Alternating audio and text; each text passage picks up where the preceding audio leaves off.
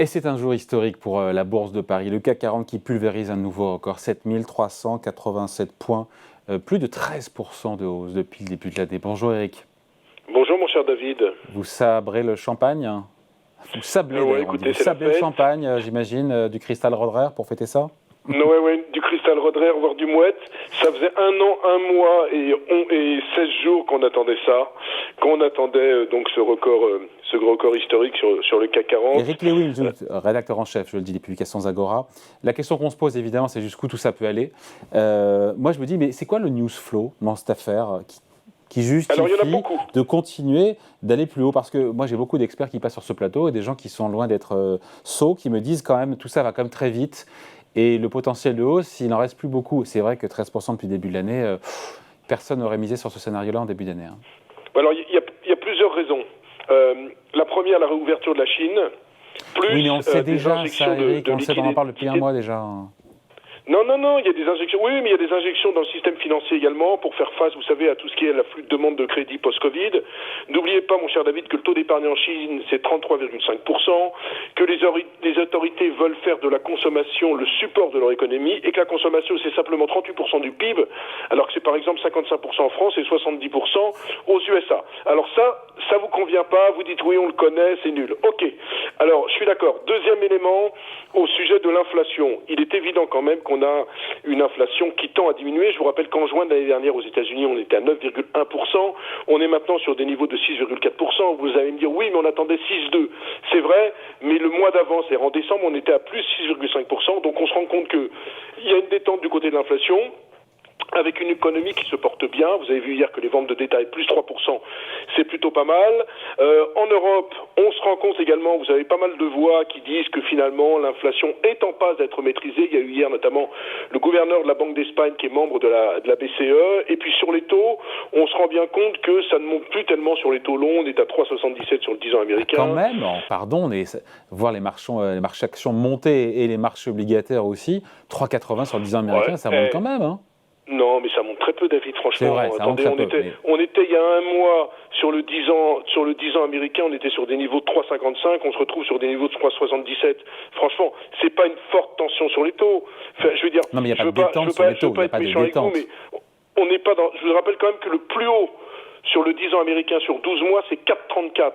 Donc on en est quand même bien loin. Et on se rend compte que sur les taux, aux États-Unis, il y aura encore quoi? On va aller quoi? 5,25, 5,50 sur les taux courts. Je suis d'accord. Eric, il n'y a pas de super good news, effet waouh, qui mérite, comme ça, de point de vue fondamental, qui mérite d'aller comme ça à 7387 points. Faut-il qu'on les tire? Alors il y a deux autres raisons dont je vous ai parlé. Donc les taux et l'inflation plus la Chine, ça vous va pas. Alors nous allons aller au troisième point. J'ai dit que ce sont effectivement des arguments, mais pas majeurs. Ok, les résultats des entreprises, très franchement, les publient. Moi, j'ai tout regardé dans le détail pour vous. À part Adidas, BIC et Société Générale qui ont publié de façon moyenne, très franchement, il y a beaucoup de bonnes surprises. Encore ce matin, Commerzbank et Standard, Chartered, Orange, Pernod, Airbus, Schneider, Air Liquide. Il y a quand même de bonnes surprises. Vous avez eu hier Carrefour qui a publié de très bons résultats. Mais aux États-Unis, sur les 68% de publications sorties, il y a eu 70% au-dessus des attentes. Donc on a quand même, si vous voulez, un étiage très important dans la tech. Même s'il y a beaucoup de licenciements parce qu'ils avaient beaucoup embauché, les cours des actions ont monté parce que le Nasdaq était survendu. Donc du côté des entreprises, ça se passe plutôt très bien. Et puis il y a la quatrième raison, c'est le fameux FOMO. Alors comme j'ai un accent anglais qui n'est pas terrible, c'est en fait la peur de manquer cette hausse. Et vous avez plein de gérants qui étaient complètement en dehors du marché. C'est les mêmes chez vous qui vous disent « Oh là là, mais c'est pas normal que ça monte, que ça monte, que ça monte ».